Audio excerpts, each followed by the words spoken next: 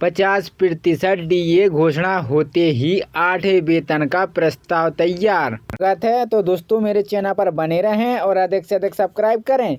तो 50% डीए का ऐलान होते ही सरकारी कर्मचारियों को एक संगठन से वित्त मंत्री को 8वें वेतन आयोग पर कमेटी बनाने का प्रस्ताव भेज दिया है। इसमें कहा गया है कि अब समय आ गया है कि सरकार कर्मचारी पेंशन धारकों के हित को देखते हुए 8वां वेतन आयोग को लेकर कमेटी का गठन करें।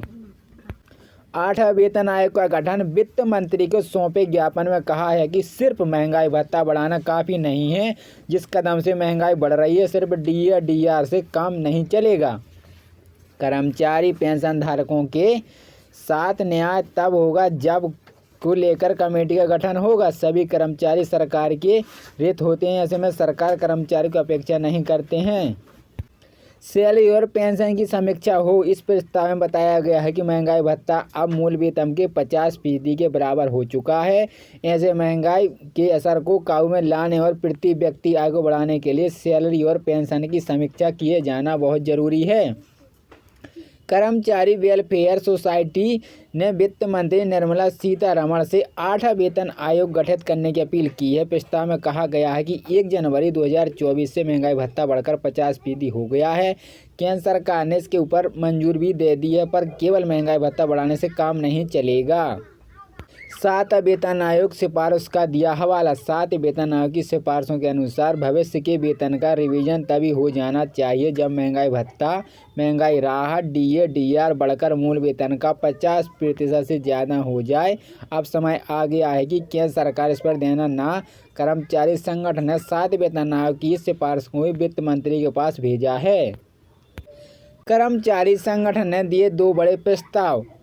सचिव के मुताबिक केंद्र सरकार अगर 8वां वेतन आयोग नहीं लाना चाहती है तो कर्मचारियों की सैलरी और पेंशन की समीक्षा करें और तुरंत वे फिटमेंट फैक्टर को बढ़ाएं और 3.68 की घोषणा करें।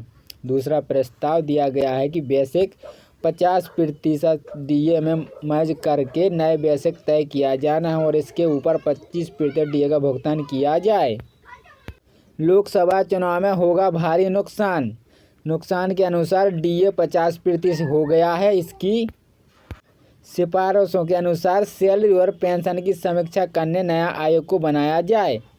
वरिष्ठता के अनुसार लोकसभा चुनाव में जाने के पहले केंद्र सरकार 8वें वेतन को लेकर कमेटी नहीं बनाती है तो लोकसभा चुनाव सरकार को नुकसान भुगतान पड़ेगा।